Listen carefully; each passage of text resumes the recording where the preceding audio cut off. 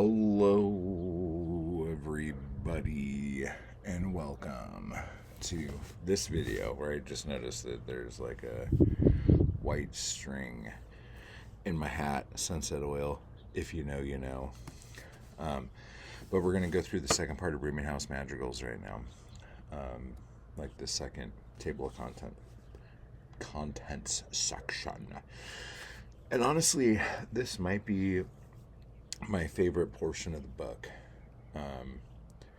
Jury's out, but it might be. Like, if you know me and Bukowski, like, different things are my favorite thing of his on any given day of the week. There's actually quite a few that I didn't mark that I was thinking about marking.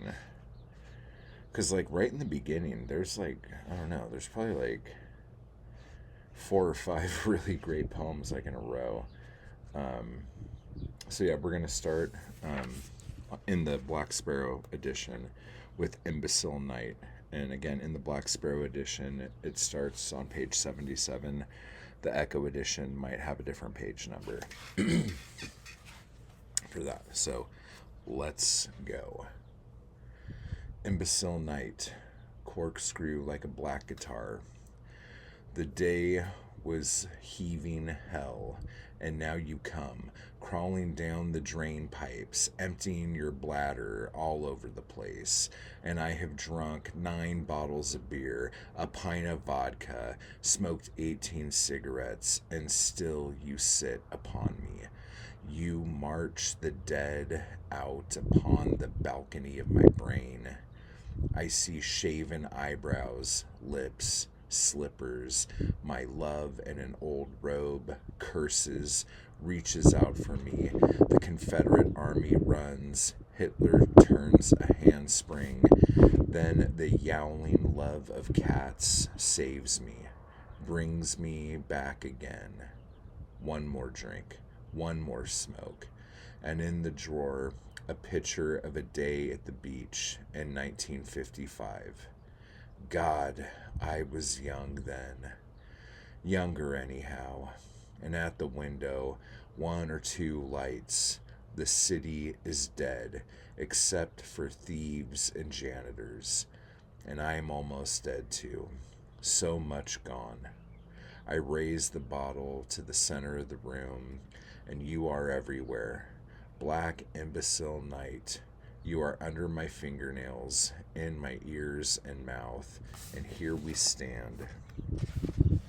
You and I, a giant and a midget, locked in disorder. And when the first sun comes down, showing the spiders at work, caterpillars crawling on razor threads, you will let me go. But now you crawl into the tomb of my bottle. You wink at me and posture. The wallpaper is weak with roses. The spiders dream of gold-filled flies, and I walk the room again. Light another cigarette, feeling I really should go mad, but not quite knowing how.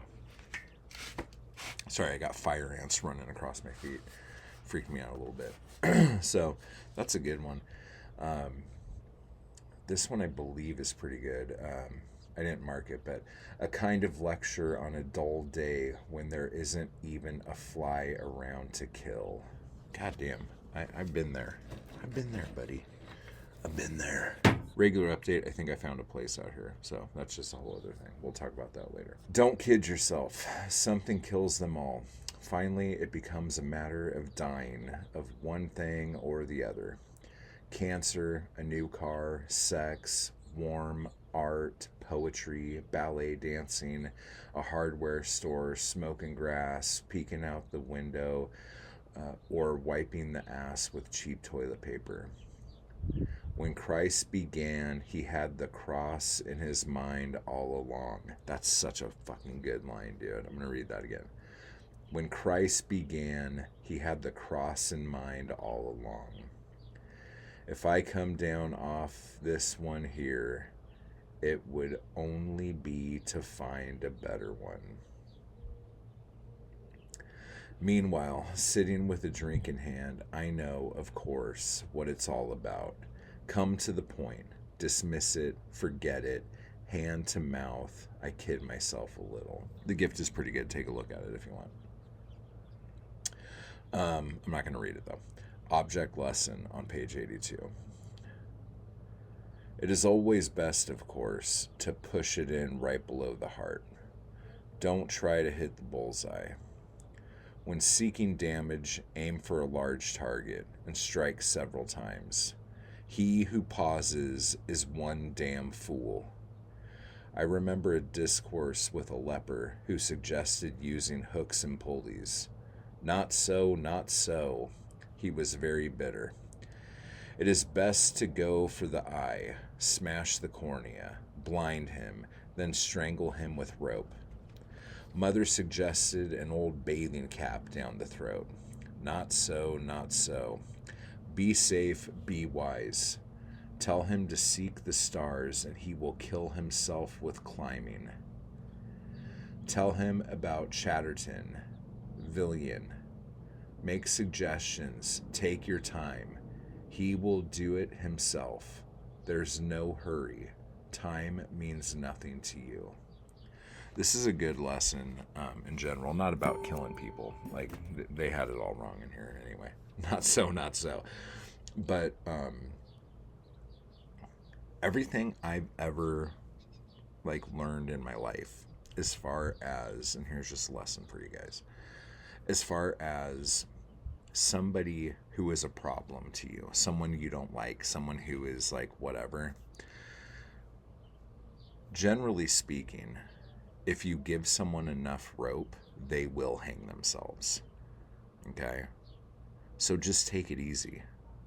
You don't need to go above and beyond to try to ruin somebody's life. People are really good at ruining their own lives. You just got to be patient. You know what I'm saying? So that's one thing I've learned over the years.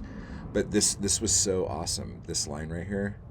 Tell him to seek the stars, and he will kill himself with climbing. Get the fuck out of here, dude. Make suggestions. Take your time. He will do it himself. Fuck yeah, he will. Chatterton, yeah. Is it Villian? Villian? How do you say that? This guy. You guys see it? How do you say that? I see it written, but I don't think I've ever heard anyone say it. Either way. I'm sure David will pop in and tell me. Sorry, my computer crashed there. Oh, there's some sirens if you guys miss LA. I think that's the first sirens I've heard since I've been out here. Huh, that's fun. But anyway, so this next poem, this is okay, but it's okay because it reminds me of somebody. And if you know, you know. And when you hear this, you're worth it. It's okay. It's called Sleep. So fucking funny. She was a short one, getting fat, and she had once been beautiful. And she drank the wine in bed, and talked and screamed and cursed at me. And I told her, please, I need some sleep. Sleep? Sleep? You son of a bitch, you never sleep. You don't need any sleep. I buried her one morning early. I carried her down the sides of the Hollywood Hills, brambles and rabbits and rocks running in front of me.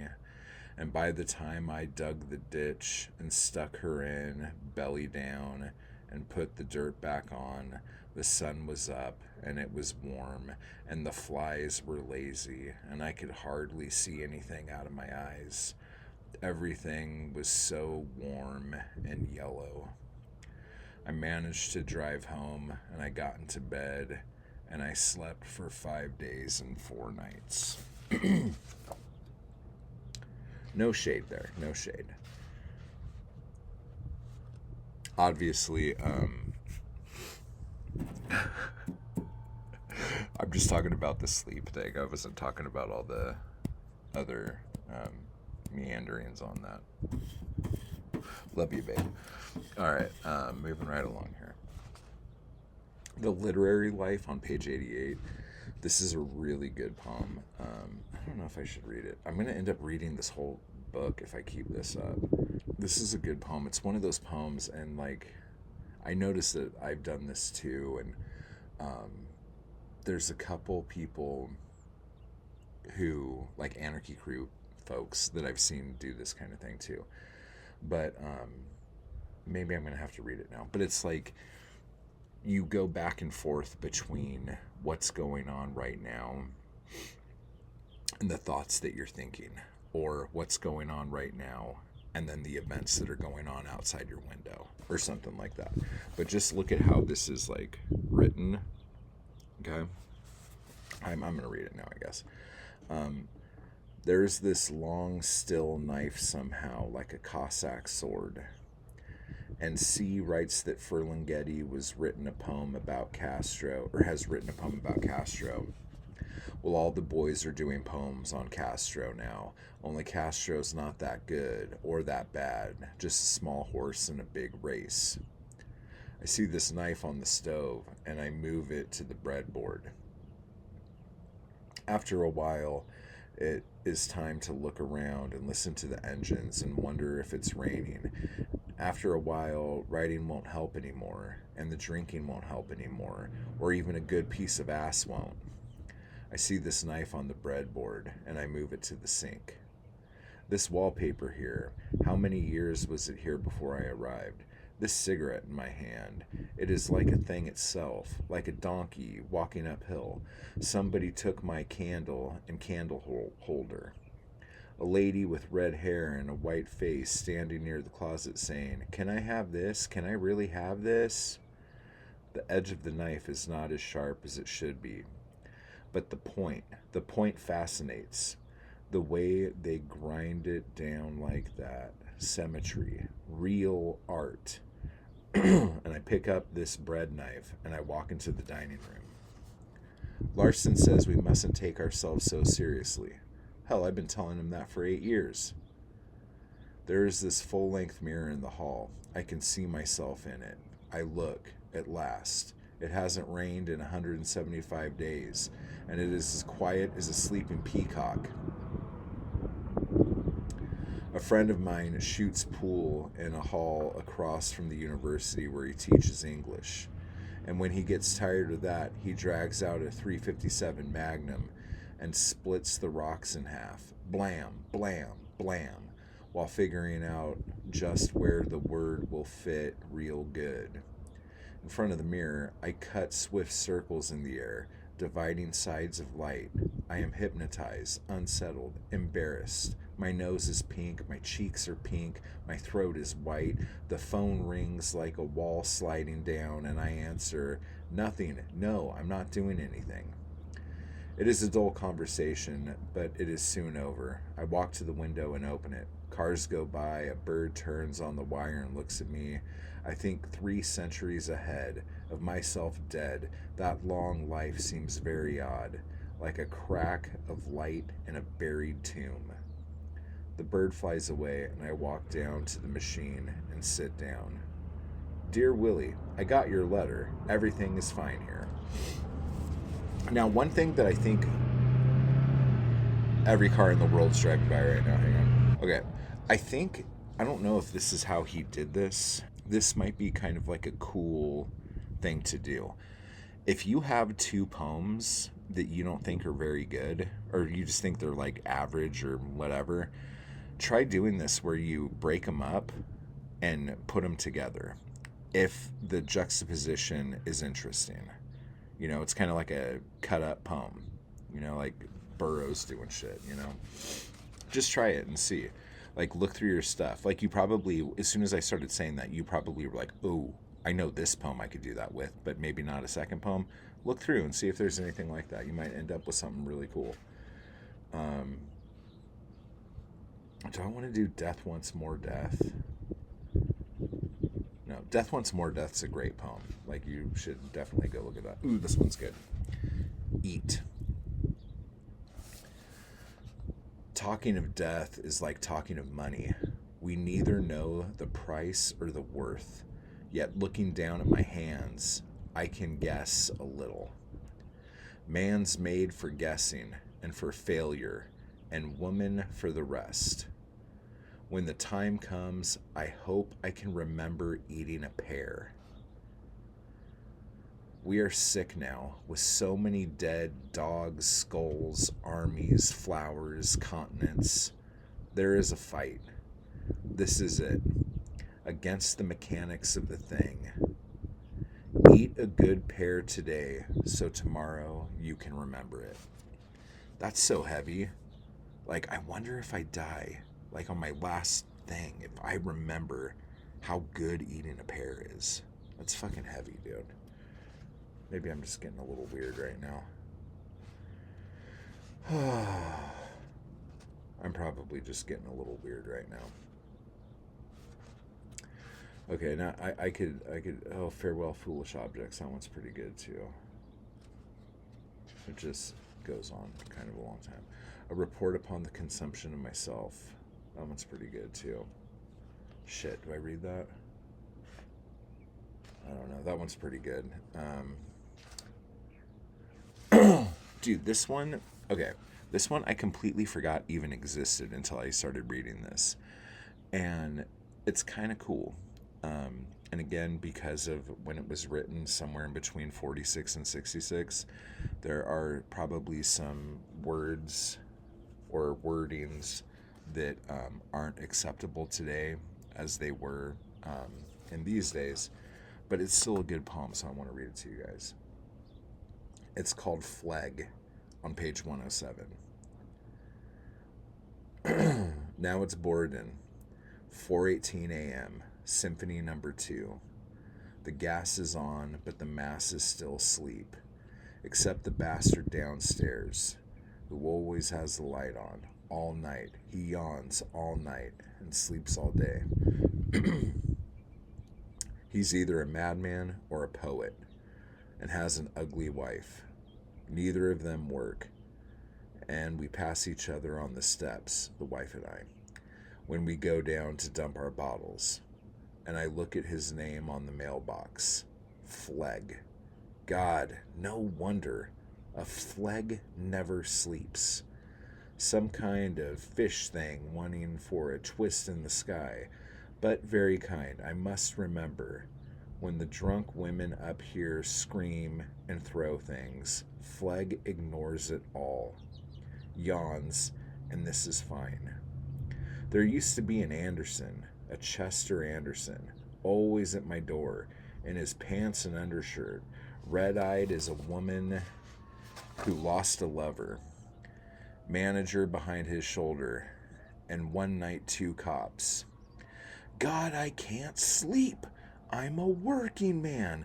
I've got to get my sleep. Jesus, I can't sleep. Fleg? Sleep? I've never even seen him.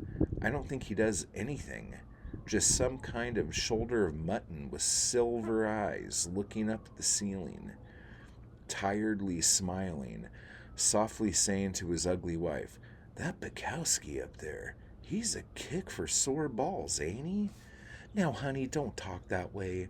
He had a colored woman up there the other night. I can tell. Now, Mission, you can't tell no such damn thing. Mission Fleg? Christ.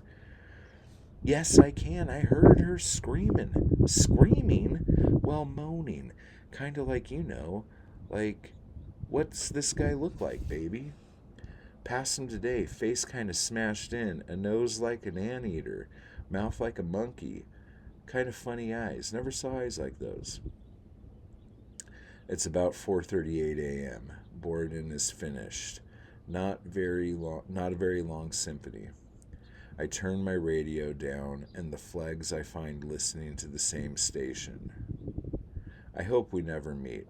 I like Fleg the way he is, in my mind, and I'm sure he wants me the way I am, in his mind.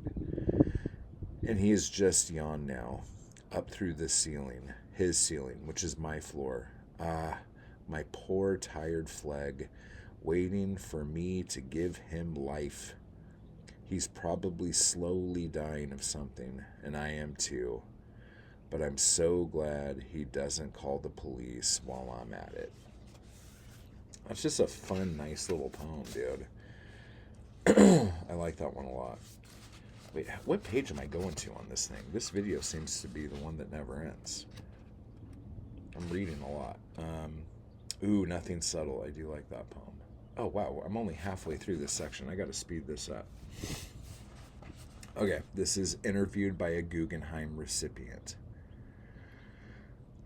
This South American up here on a goog walked in with this whore.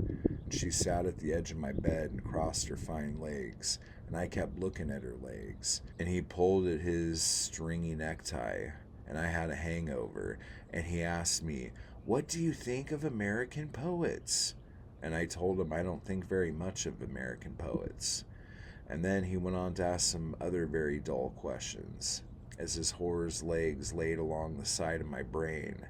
Like, well, you don't care about anything, but if you were teaching a class and one of the students asked you which American poets they should read, what would you tell them? She crossed her legs, and I watched, and I thought, I could knock him out with one punch and be in here in 4 minutes, catch the train for LA, get off in Arizona, and walk off into the desert.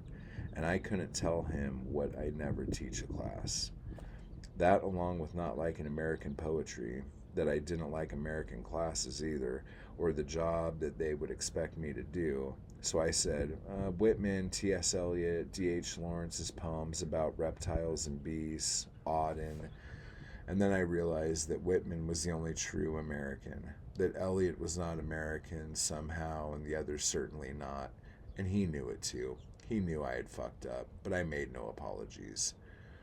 Thought more about that. I almost loved the woman, but I knew that when she walked out that I would never see her again. And we shook hands, and the goog said he'd send me the article when it came out, but I knew he didn't have an article, and he knew it too. And then he said, I will send you some of my poems translated into English. And I said, fine. And I watched them walk out the place, and I watched her high heels clack down the tall green steps. And then both of them were gone. But I kept remembering her dress sliding all over her like a second skin. And I was wild with mourning and love and sadness and being a fool, unable to communicate anything. And I walked in, finished that beer, cracked another, put on my ragged king's coat, and walked out into the New Orleans street. And that very night I sat with my friends and acted vile and the ass, and much mouth and villainy and cruelness, and they never knew why. So just so you guys know, there were a couple words in there that I changed as I was reading, because I don't want A, to offend anybody, and B, YouTube to bury my video. So there's that. Yeah, there's a lot of good poems in this section. Oh, this is it right here. Okay, Nothing Subtle. There is nothing subtle about dying or dumping garbage or the spider and this fistful of nickels and the barking of dogs tonight, when the beast puffs on beer and moonlight and asks my name, and I hold to the wall, not a man enough to cry, as the city dumps its sorrows in wine bottles and stale kisses, and the handcuffs and crutches and slabs fornicate like mad. So yeah, so that was a good poem. So next time, we are going to do the third page of the table of contents, which in this Black Sparrow edition is I Don't Need a Bed Sheet with Slits for Eyes on page 138, and we will go down to Face While Shaving on page 202. Okay, and that is the Roominghouse Madrigals for this time. And so next week we will do the next part. If you would like to support me, you can join this channel by clicking the link down below and come to our live streams and stuff like that, and writing workshops and things. You could support me by checking out my poetry either on Amazon at the link down below, or getting my limited edition chapbooks at my store, mattwallart.com, and you can look at my art pieces there too. I'm going to be doing a bunch of stuff next month about the store, and I think next month I'm going to pull all my old chapbooks out of the vault for like a 1 weekend only thing where you could get any of them before putting them back in the vault, and we go looking at newer stuff. Because I think in July is when we're going to do it. We're going to do a crowdfunding campaign for my new book, Seasons of the Muse. So that's going to be awesome. I'm really excited, looking forward to that. But anyway, guys, you know the drill. If you want to buy this book, Roominghouse Madrigals, there is a link down below to get that, where I get a kickback because you use my Amazon link. So that's another way to support the channel. So I would appreciate that. So type hard, everybody. And I will talk to you all later.